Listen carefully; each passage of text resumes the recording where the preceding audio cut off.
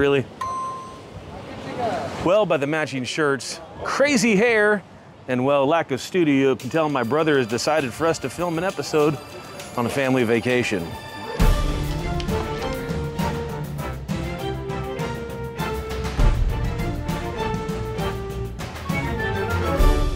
Only my brother would take family vacation, a time to settle in peace, relax, to be where, brother? A giant battleship. Battleship. This is a vintage World War II Essex-class aircraft carrier, the USS Lexington. Commissioned in 1943, this big guy, more records than any Essex-class aircraft carrier in all of history. It's amazing. I want funnel cake. Meet the USS Lexington. During World War II, the carrier participated in nearly every major operation in the Pacific Theater and spent a total of 21 months in combat. Her planes destroyed 372 enemy aircraft in the air and 475 more on the ground. The ship's gun shot down 15 planes and assisted in downing 5 more. Her existence literally turned the tide of the Pacific Theater front for our Allied forces. You know, the Japanese hated this thing so much that on 4 separate occasions they reported it sunk just to try to trick everybody so they wouldn't have to deal with it anymore. In fact, the propagandist Tokyo Rose actually nicknamed this boat the Blue Ghost. And you guys may be wondering, why are you, the Bearded Bible Brothers, talking about these battleships instead of a Bible? I am wondering that. Why are we doing this? Oh, well, sorry. I've always been fascinated with World War II history. It's very interesting because Satan himself thought this was it. He thought this was his moment in history, that this was going to be the start of a tribulation, that he was going to embody Adolf Hitler, who would be the beast, and annihilate the Jewish people. But the thing is, it wasn't God's timing. So take that, Adolf. You still lost.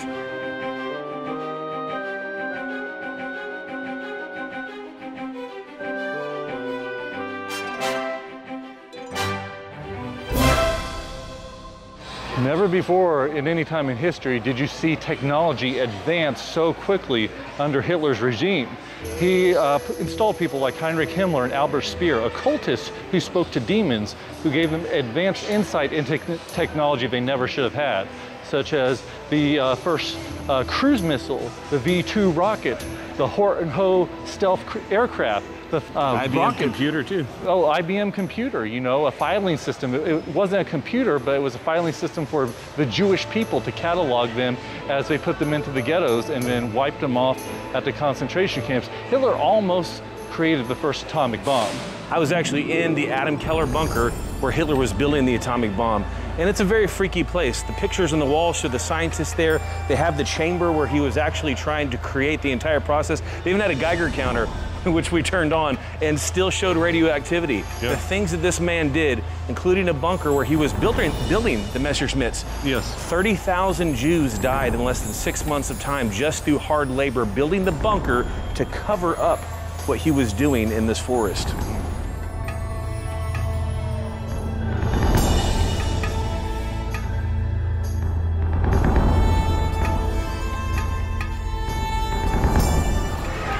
And that was just the normal sort of technology that Hitler was using. He was also involved in fringe and occult sciences. He created hovercraft. He was working on the De Glock experiment, time machines.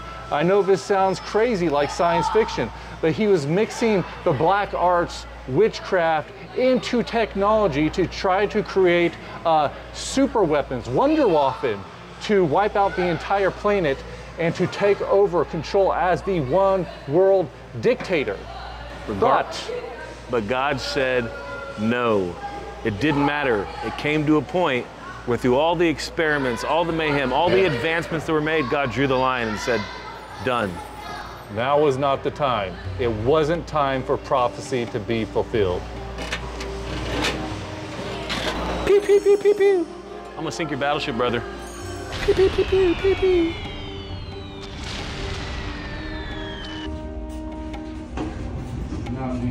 It's not me to tell people all there's a reason I was in every one of these boats. Oh, yep, there's the reason. It fits you perfectly, though. Huh? I said it fits you perfectly. I'm too tall. Oh.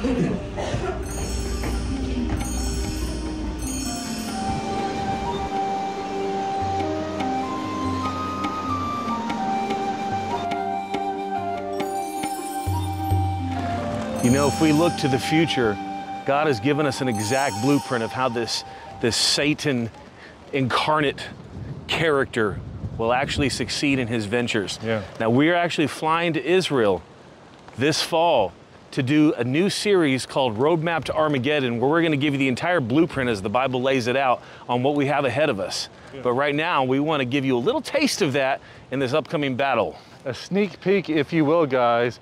Most people don't know, but that the largest naval battle in all of history occurs during the Battle of Armageddon. And it starts with Daniel chapter 11.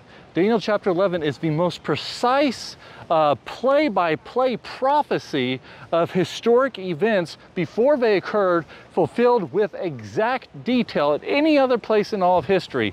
That is from chapter 1, verse 1 to 28, we see how the Persian Empire falls. Alexander the Great takes over. After his death, it's split to his 4 generals. And eventually, Antiochus Epiphanes IV, this Seleucid quarter of the empire, he takes over this Greco-Syrian, and that's when we get to verse 29, a very important verse. Daniel 11, 29 through 31. At the appointed time he shall return and go towards the south, but it shall not be like the former or the latter. For ships from Cyprus shall come against him. Therefore he shall be grieved and return in rage against the holy covenant and do damage. So he shall return and show regard for those who forsake the holy covenant. And forces shall be mustered by him, and they shall defile the sanctuary fortress. Then they shall take away the daily sacrifices and place there the abomination of desolation. Hit.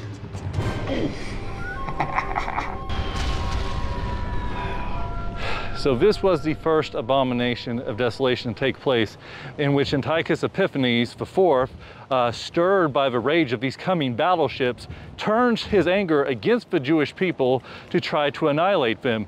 But you see, it's like a parallel prophecy. These prophecies that happen in the past, present, and future, Satan commits the same exact acts in the body of the beast in the future. Caleb calls these one of his pillars of time. You see, we talked about this about a year ago in our episode, and the Jewish people believe that time does move forward, but that moves in a helix pattern like we see in DNA, and that certain prophetic things, they can't be undone. They're pillars. They happen cyclically over and over and over again, like the Moedim.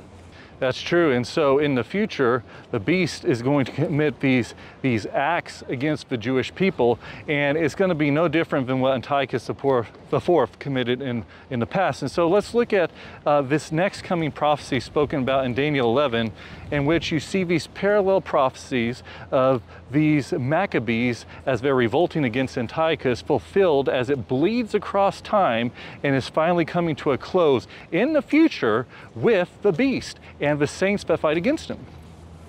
I think they sell funnel cake. 2, please. Daniel 11, 32 through 35. Those who do wickedly against the covenant he shall corrupt with flattery. But the people who know their God shall be strong and carry out great exploits. And those of the people who understand shall instruct many, yet for many days they shall fall by sword and flame, by captivity and plundering. Now, when they fall, they shall be aided with a little help, but many shall join with them by intrigue. And some of those of understanding shall fall to refine them, purify them, and make them white until the time of the end, because it is still for the appointed time.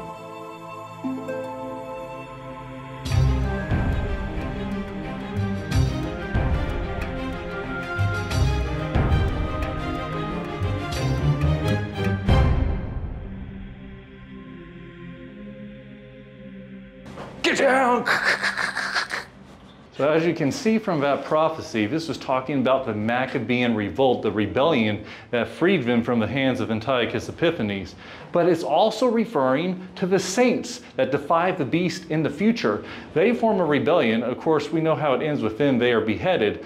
But this time of the end is a phrase that's repeated over and over again in prophecy. It bleeds across time, and that leads us to our next prophecy. I know if you're not convinced yet, it's going to continue because this really sets up that the beast as he steps into his full power. Daniel 11:36. Then the king shall do according to his own will. He shall exalt and magnify himself above every god, shall speak blasphemies against the God of gods, and shall prosper till the wrath has been accomplished, for what has been determined shall be done.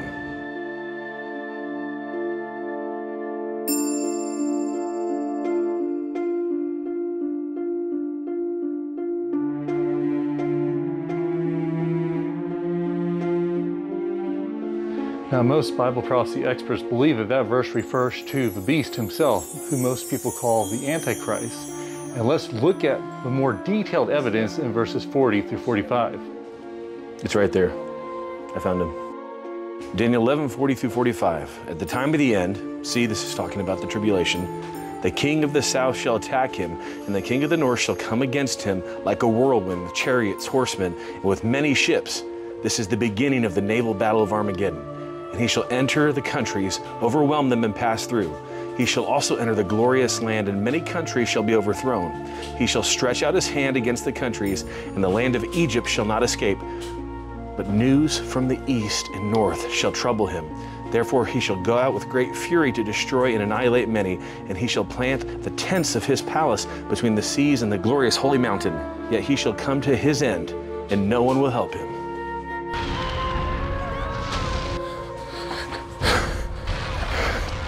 "15 knots, starboard, straight over there, quick before in and out closes."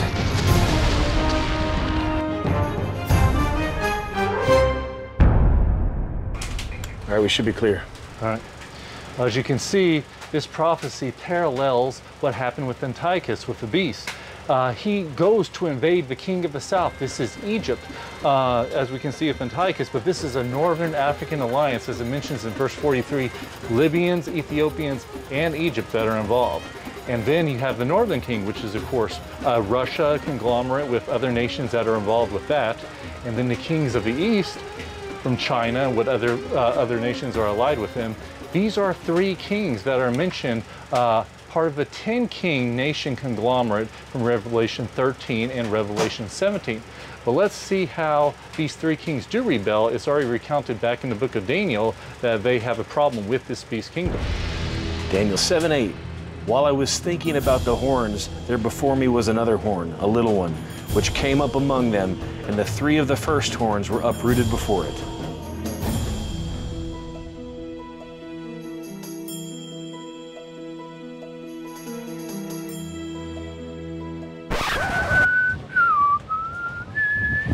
Catch me, Jack. I'm flying. You know, these three kings, they represent a thorn in the side of the beast. They become a thorn in the side. Yeah. Now, these are 10 districts that the earth's carved into, not 10 nations in Europe like most Bible prophets have taught in the past. It's true, Josh. And so you have this northern African district, includes Egypt, Libya, Ethiopia, as we already discussed. You have the northern kingdom from the north. So that's the kingdom of the south. The kingdom of the north is Russia and whatever alliance with other countries are within his boundaries. And then these kings of the east. That's what really disturbs the beast, it says, because it's a 200 million man army that tries to cross over all of Asia to reach Jerusalem to just take it over. Jerusalem becomes a cup of trembling to the nations as everyone vies for power, for dominance over this single city-state. This is what the Battle of Armageddon is actually about, Josh. It's 7 kings fighting against 3 kings that rebelled. Wow. 200 million man army. That's almost as big as that iceberg right there. Holy cow!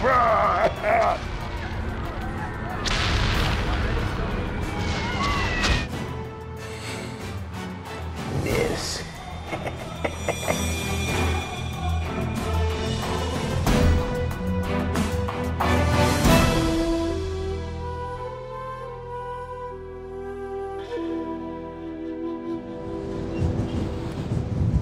Oh man, that was so cool. I want to do that. Hold on.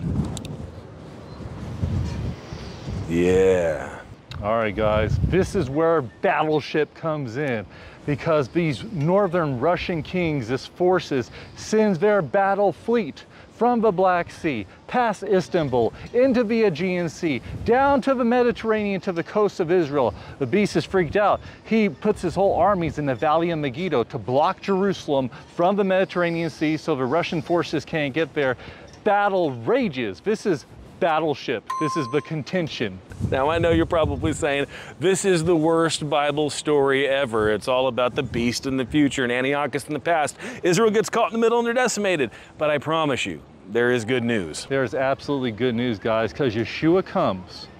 He comes in the clouds. We're following after him on white horses. And then suddenly all the infighting between the 7 kings and the 3 kings, it stops. They turn their sights on Yeshua, King of Kings and Lord of Lords. They all fight against him, but he fights gloriously as in the day of battle. The Jewish remnant fights for their very existence, but Yeshua saves them, and they look upon him who they have pierced. And they all, the remnant of Israel, finally believes upon Yeshua, the Messiah. Now let's jump to Daniel 12 as we conclude this story.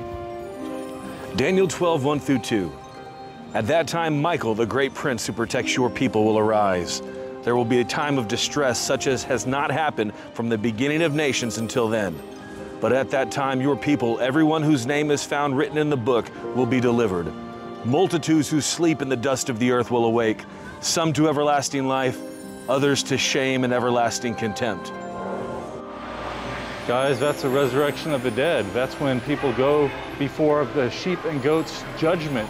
After Yeshua is victorious, sheep are separated from the goats, and he begins his millennial reign. You want to be on the good side, the sheep side, when that judgment occurs. Yes, we know a lot of bad happens between now and then, but God is always victorious, just as the USS Lexington was during World War II. That's right.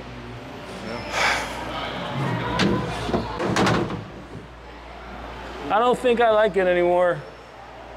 It's like being in a hobbit prison.